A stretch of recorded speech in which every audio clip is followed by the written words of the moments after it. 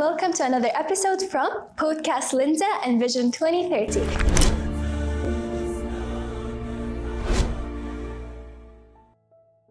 How does FlyNow translate the concept of sustainability into the real-world aviation practices, and how aligned is this approach with global trends? Yeah. So first of all, the global trend definitely is 3D mobility. And when you look at all the big countries in the world, they have huge initiatives on how to, the Chinese call it low altitude. Yeah, I heard about it. To unlock the potential of the low altitude economy. It is an entire new economy that is emerging. And when you look at it from an economy perspective, then all the major countries, the industry nations in the world, have a strong automotive industry. Because with the automotive industry, there comes chemical, there comes mechanical engineering, etc., etc. But the automotive industry is declining, but what is rising is 3D mobility. And the nations and countries that lead this approach by having the right OEMs that can do mass production and have a device that is affordable and available for everyone, and have an air traffic management system that allows a ubiquitous implementation of different vehicles into this low altitude, will be the leading countries in the world. And sustainability plays a major role. And when it comes to sustainability, everyone thinks about the environment. But the environment is one aspect. Sustainability has three columns. It's ecologically, economically, and social. And social means that it's not only something that is for the super rich, but something that serves the whole society so that everyone can use it. So for medical transportation, rescue as well, for the other applications they benefit from. And then it's a holistic solution. And this is what we need to focus on. And when it comes to the ecologic sustainability, we believe it's not enough to just switch to electric vehicles, because if you have a 2 or 2.5 ton SUV, you have a lot of resources and energy that is needed to transport one person to another, from one place to another. But if you have an e-copter that has only an empty weight of 350 kilograms, you can serve a lot of resources and as well energy. Okay, great. Yes. So the next question is, how do your eVTOL technologies improve quality of life and create safer, environmentally friendly transportation systems? Oh, beautiful. So imagine you're a tourist. Okay. You are landing in Apa, in Asir, and you can use an e-copter and fly over this amazing scenery. I can imagine. Mountains and everything. I can imagine, Or you land at the airport here in Riyadh and you fly over to the area and see the area from above. Wow, oh my God. And imagine how as well this changes your perspective if you see your own city from above. True. And this as well enhances the creativity of the people. Yeah. And therefore this will have a huge impact to society. Or another example, I mean, here it's that the traffic in Riyadh is horrible. Yeah, really crowded all the time. You want to see your family. You want to spend some time with your children in the evening. True, or maybe you have an emergency. As well. Yeah. But imagine you're sitting in the office and you hurry up to get to your family and you spend 1.5 hours in the traffic jam and then your children are already in bed. Or you take an e-copter from your office, go to your home, land there, be there in 10 minutes. And can you imagine how different that is? I can imagine. That's really a great solution. I really love the e-copter. I'm really really excited. I hope I'm going to be the first human to ride the helicopter after you guys. Yes, let's focus on that. All right, I would actually love to. Then let's go to the next question and the last questions. Time went by so fast talking to you. But it's actually really fun. I enjoy talking with you, so I didn't feel the time pass. So you don't just build aircraft, you are offering a new vision of urban mobility. How do you see the future of smart mobility over the next few years? That's a very good question. So our approach is to really tackle the safety issues in aviation and therefore go on a step-by-step approach. So we start, as mentioned, this year with a sandbox where we validate the technology, not only to fly from A to B, because we know already that we can do it, but the whole ecosystem on how is it observed, what is the redundant operation for it, how you can book a flight, and all of those steps. And then when we did the sandbox approach, after that we start with transporting cargo. And then we have 1 million miles cargo transportation before we then start sitting people in it. And the broad vision that we do have is for 2030, for the Expo, to have thousands of our e-copter transporting people as an air taxi service and have the first Expo in the world to show this new means of transportation on a broad scale. So this is the vision we have, and I deeply believe that 3D mobility is coming and will contribute to a lot of solutions as well. When you look at Hajj, a car cannot go through to rescue the people and bring them immediately to the hospital. But if you have an e-copter and there we can transport people lying, we fly in, we take them out, we fly them to the hospital, and we save a lot of lives. True. So a lot of impact, or what we as well developed is an e-copter for firefighting, where there's a water tank and a spray nozzle. And for instance, if you have a national park, then you can use small drones to detect fire. Yeah. And immediately when it's detected, you start with a pre-filled e-copter and combat the fire before it spreads. So tons of applications and possibilities, or to go to remote areas or where we don't need to build up an infrastructure. So amazingly many applications that are coming up. And I believe that transportation, mobility, logistic will definitely change, and will change on a rapid path. I really love the way how you guys are joining hands on these important stuff, like if you have an emergency or the firefighter stuff.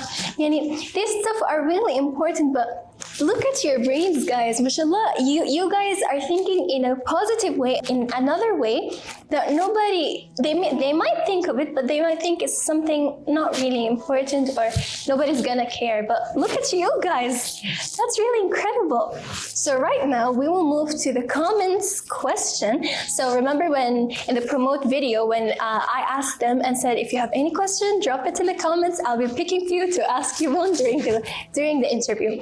I'm also curious about something. So right now, we have Hajj and Umrah, and as well in 2034, we're gonna have the World Cup, FIFA World Cup, and as well we have the Saudi Cup for the horses. And in some events, especially like the Saudi Cup, the Crown Prince Mohammed bin Salman is gonna come, and the roads are gonna be closed, and the traffic is gonna get crowdier. So, have you thought of inventing something to help us, like in these situations? Like help us through these crowded, so some people they do not want to get late, but with the traffic and stuff, if it's really crowded, they won't make it on time, or some they can't make it. Yeah. So how can you help us with that? This is especially what we envision, to have an air taxi service where people can book a flight from A to B and then use it. And if we have thousands of vehicles, for instance, in Riyadh, and then we can utilize it mostly for these routes, then we can really create an impact. And you mentioned Hajj and Umrah. This is very, very important, not only to bring people there, but as well as mentioned before, to rescue people out of the crowd. Or as well to deliver water frequently and things like that. So yes, of course, this is a definitely important use case. And as well, what you should consider that not only the person who is using the e-copter is benefiting from it, but as well the people on the ground. Because when we take some of the traffic into the third dimension, the traffic on the ground will flow, and therefore it benefits everyone. Yeah, solutions, amazing solutions. So the first question says, she's asking, how do you balance commercial ambition with environmental responsibility in FlyNow business model? That's actually a very good question. So consider that our e-copter has only an empty weight of 350 kilograms. So imagine how much resources and as well energy you save by transporting people and goods with the e-copter instead of using a conventional means of transportation like a car. This is one thing. And the other thing is that you only require a very limited infrastructure, only a small vertiport to land and start, instead of having roads, bridges, tunnels, etc. So yes, we believe that our solution is heavily contributing to reduce the amount of resources and energy. And we believe that this is the next industrial revolution. So if you consider the three industrial revolutions were the basis of our prosperity right now, then the Germans invented the fourth industrial revolution in combination with AI, etc. But we believe that the next industrial revolution is to decouple the amount of energy and resources from the standard of living and quality of life. What does it mean? We have a quality of life that is declining because we destroy our oceans. We have, also noise, heavy air, etc. Yeah, we also do have this program in Vision 2030 as well. Yeah, exactly, absolutely. So this is a perfect link. Yeah. And we stop destroying our environment by having smart technology that needs less resources and less energy, and at the same time increase the standard of living by having something that you don't need to stand in the congestion anymore.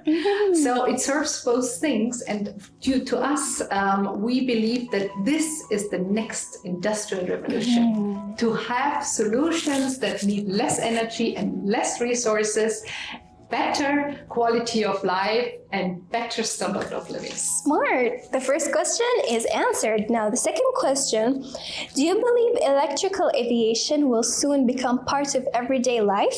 When do you expect to see the first large-scale particle deployment of this technology? Watch Saudi Arabia for 2030.